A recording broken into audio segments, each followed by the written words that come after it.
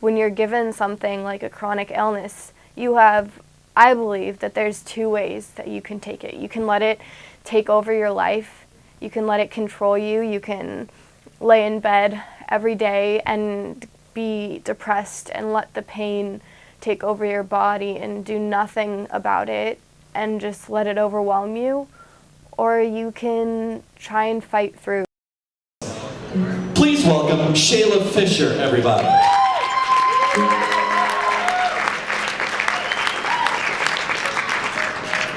Good evening, ladies and gentlemen. My name is Chayla, and I'm 17 years old.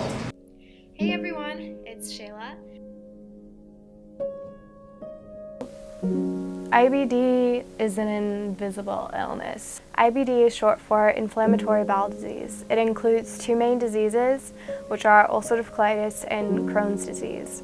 In both diseases, they affect the lining of the colon and create ulceration and chronic fatigue, abnormal bathroom frequency, and things having to do with going to the bathroom, which can be really embarrassing, and it's really hard to deal with. People can take medications and they can try and get surgery, but there's really no cure for IBD.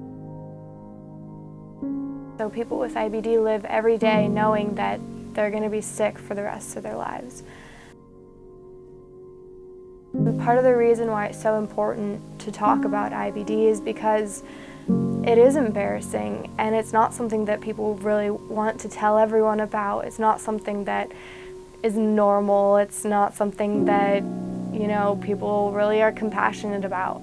And when you tell people, oh, I have this disease and it makes my bowel movements weird, you know, there's going to be weird reactions. I think it's just kind of insane that it's come so quickly. I was not expecting that. Okay.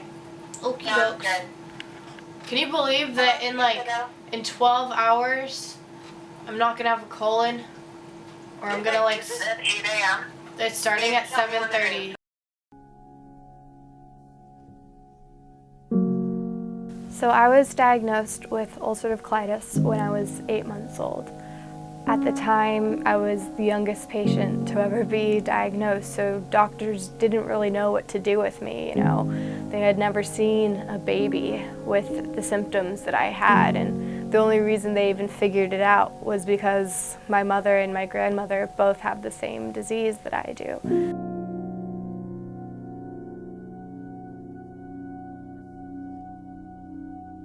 When I was entering 8th grade, there was a lot of hardships at home, and that's when I started to get sick again. I gained 60 pounds in 1 month, and with that I lost all of my self-confidence. You know, I would go home every day and look at my puffy face in the mirror, and I would cry, and I didn't know how to deal with it, you know, like my body was completely changed, and I was in 8th grade and I just wanted to be like other normal teenagers.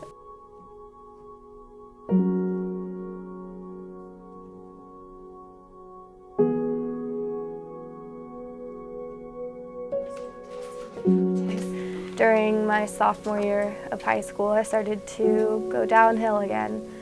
And during the summer of 2014, we decided that it was time that I try harsher medication. It kind of overruled my life, you know. That's all I had to do. That's all I got to do was think about my disease. I ate everything in sight.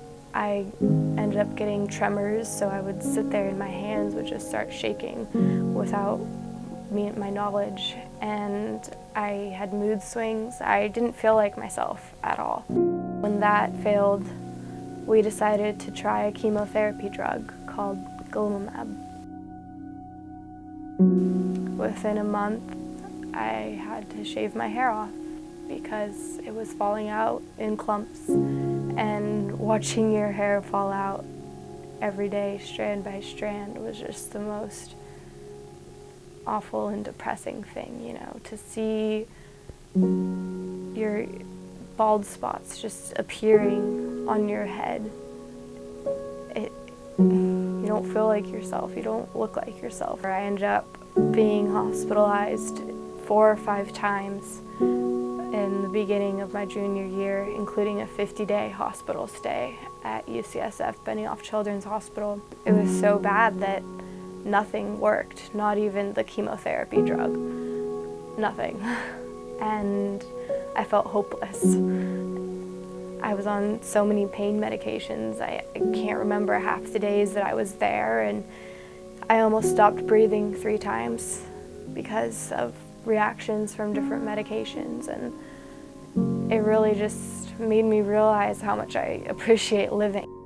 Once the final medication that I tried failed, there were really no options left except surgery. So about a month ago, I had a surgery called a colectomy, where they went in and they removed my colon.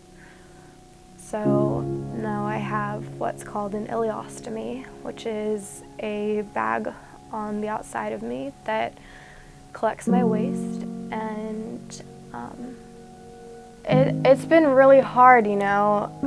For the longest time, I didn't want to tell anyone. I didn't want people to know that I was sick, but once I did start telling people, I kind of had this outpour of support, and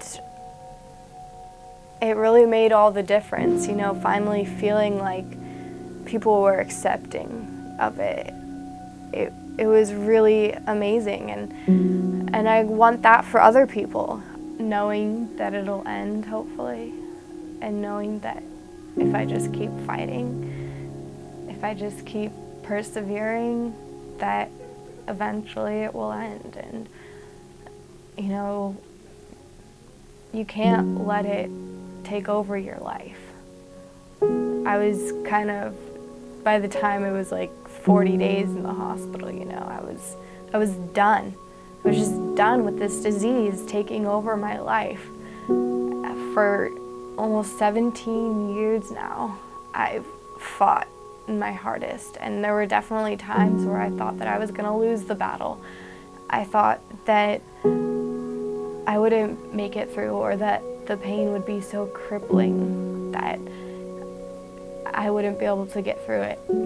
But I have this saying that I'm a warrior and I will not lose this battle. And whenever there were really hard times, that's what I thought of.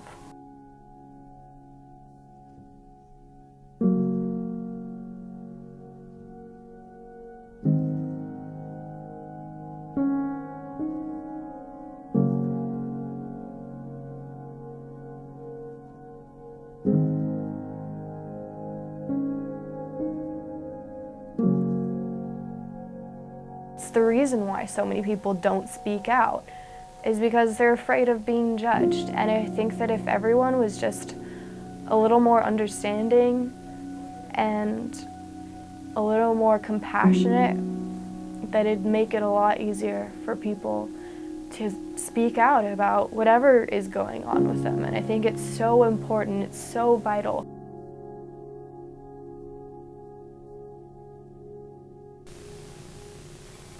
I'm Chayla, the Colitis Conqueror.